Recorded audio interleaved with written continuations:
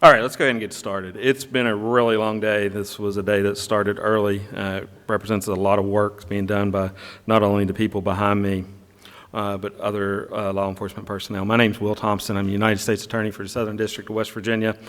We're here today to announce an operation. It actually has what's called an OCDEF name of Smoke and Mirrors. Was a significant law enforcement action. I want to recognize some of the people that are here today. Speaking at this event, at this press conference, will include not only myself, but we have Special Agent in Charge Mike Nordwall from the FBI. We have Chief Tyke from the Charleston Police Department, as well as Chief Deputy Joey Crawford from the Kanawha County Sheriff's Department. This was a case involving a significant amount of methamphetamine was seized. We don't have the exact poundage yet, but it is the largest methamphetamine seizure in West Virginia history. It was significantly over 200 pounds. As you know, methamphetamine is a very nasty drug. It's extremely addictive. It's very hard on both the brain and the body. It also leads to violence and is very hard to treat. In addition to the methamphetamine recovered, there was 28 pounds of cocaine recovered and approximately 20 pounds of fentanyl, which represents almost 4.5 million lethal doses of fentanyl. In addition to that, there was several $100,000 in cash recovered. We haven't got it all counted yet. We're working on that, and at least 18 firearms. There was a total of 30 federal indictments returned in this investigation. In addition, there are 24 state court warrants associated with this investigation as well.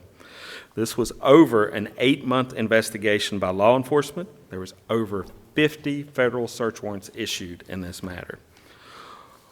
More than 250 law enforcement personnel participated in this action.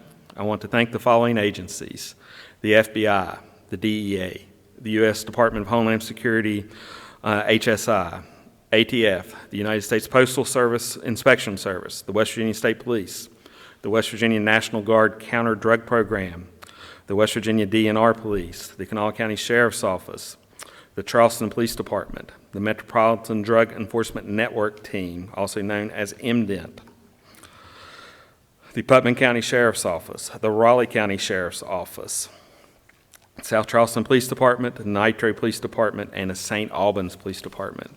Up here with me today, in addition to people who are speaking, we have the ASAC for the DEA for this region, J.T. Scroggs. We have the acting ASAC for HSI, Hector Martyr. We have MDENT Commander Jason Webb. As also from MDENT, we have Kevin Allen. From West Virginia State Police, we have Michelle Schaefer. From HIDA, the Appalachian HIDA, the State Coordinator Chad Napper. We have the Chief of the Nitro Police Department, Chris Fleming. Chief of the St. Albans Police Department, Chief Mark Gilbert. We have Kanawha County Sheriff Bobby Eggleston. We have the Raleigh County Sheriff James Kennedy, as well as his Chief Deputy Larry Lilly. We have a Colonel Bill Anney from the West Virginia National Guard, and also Lieutenant Colonel David Trader from the West Virginia DNR. This investigation used new and innovative law enforcement techniques, including some exciting ways to use technology. I'm not going to elaborate on that today because we're still actively using that technology in not only this investigation, but other investigations. I believe one of the primary reasons I was chosen to be the U.S. Attorney was my approach on how to deal with controlled substances. This case is a perfect example of that approach. We used a collaborative team effort of our federal law enforcement agencies, along with our state and local partners, to tackle this investigation. We have focused on dealer supply chains and sources, including sources out of Mexico, while at the same time working with our local prosecutors to assist them in their prosecution of the state cases that are subject to this investigation. This investigation also shows that we are focusing on the substances that are actually hurting our state and killing our people. I do want to remind everyone, for the most part, we are at the indictment stage, and that an indictment is merely an allegation, and that the defendants are presumed innocent unless and until proven guilty beyond a reasonable doubt in a court of law. Because of that, I'm not going to mention anything specific about any of the individual defendants. In conclusion, the takedown of this drug trafficking organization stopped a record amount of methamphetamine as well as other dangerous drugs from reaching our communities and causing harm. This investigation demonstrates that we will use all of our resources, including new and innovative investigative techniques, against those who target our communities with this poison. Our law enforcement partners work tirelessly to dismantle this organization and to obtain these indictments, and I commend their outstanding work and dedication. I would now like to introduce Special Agent in Charge Mike Nordwall of the FBI.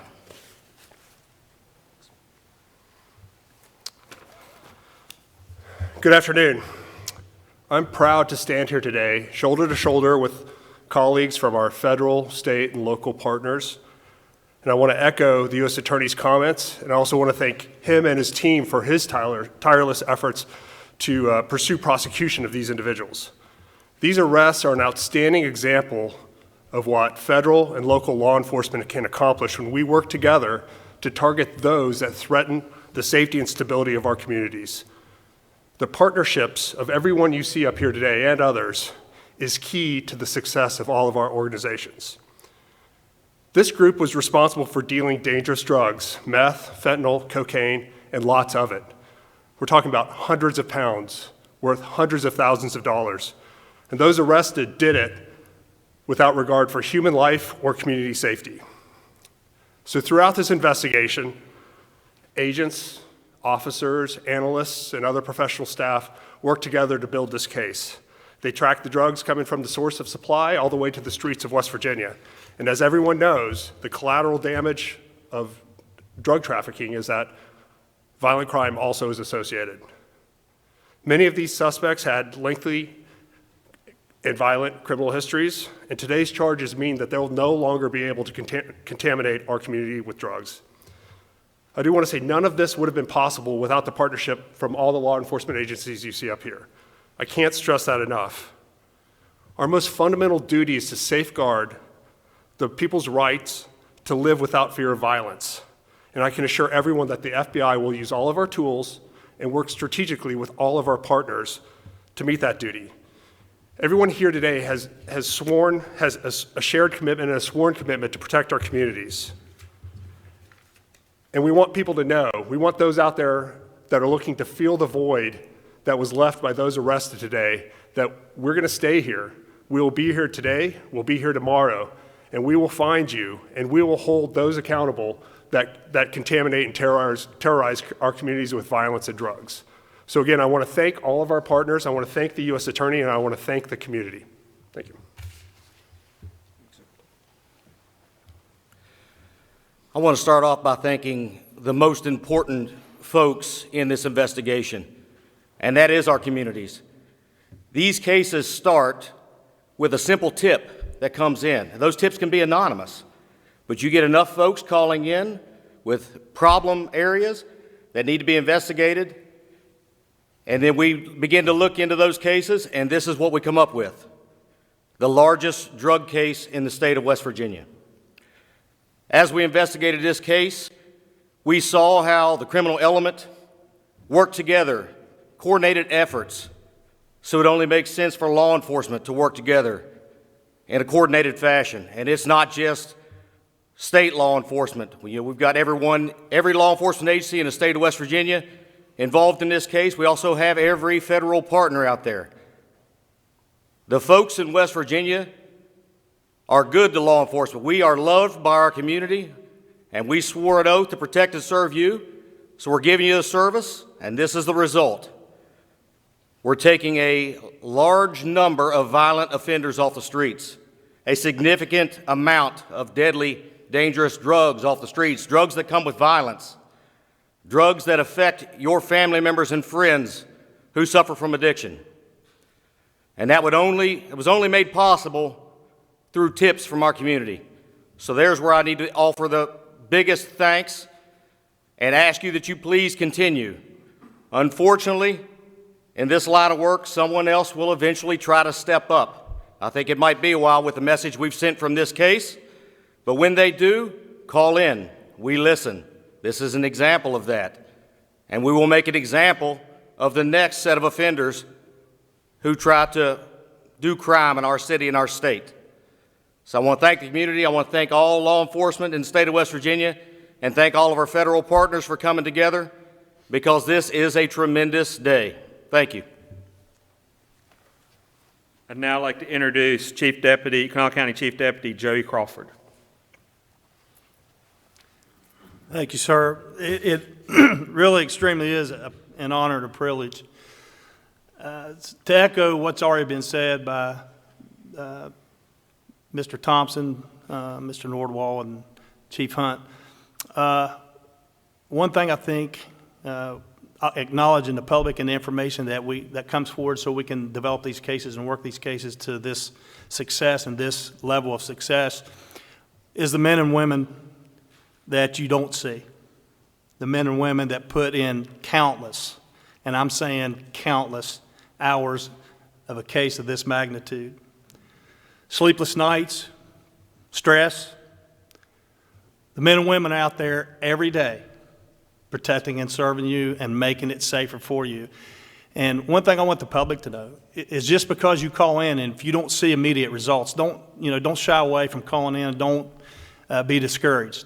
A lot of times things are going on and we can't release certain information, but we are taking the information that you are giving us and we're putting it into the hands. And as a result, if you look around this room, this is the reason why we are successful.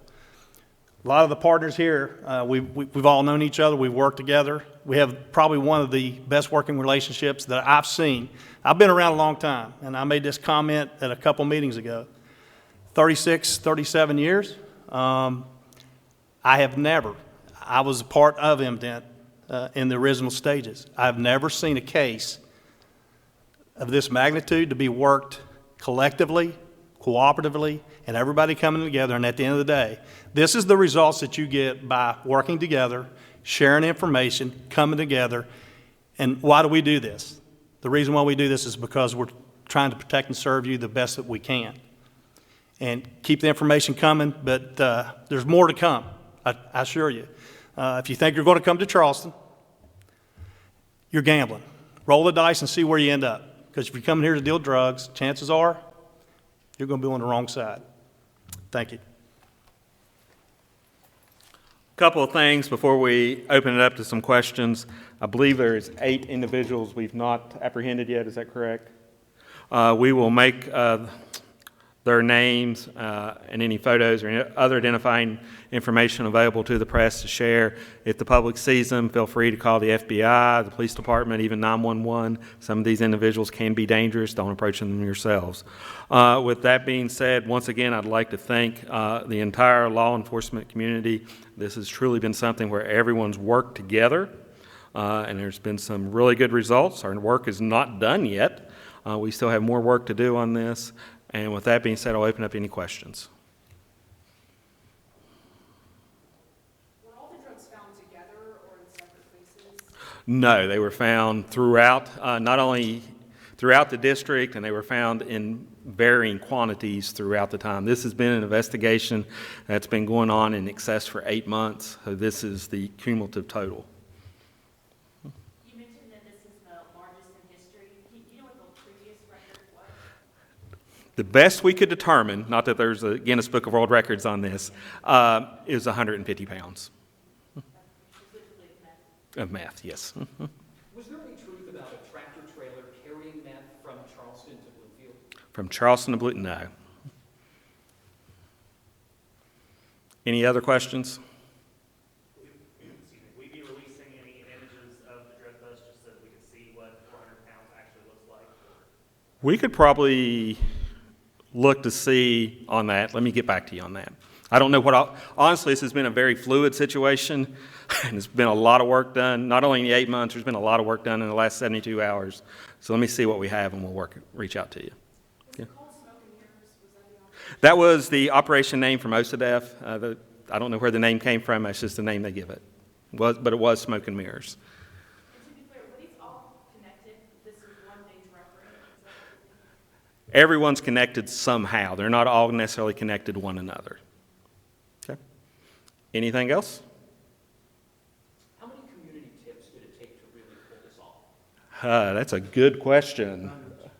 Probably hundreds. I mean, and a lot of these people have been long-time thorns in the side of law enforcement, and it took the community to come together. The community needs to get tired of this if we want to make an effort on this, and I believe this case reflects that.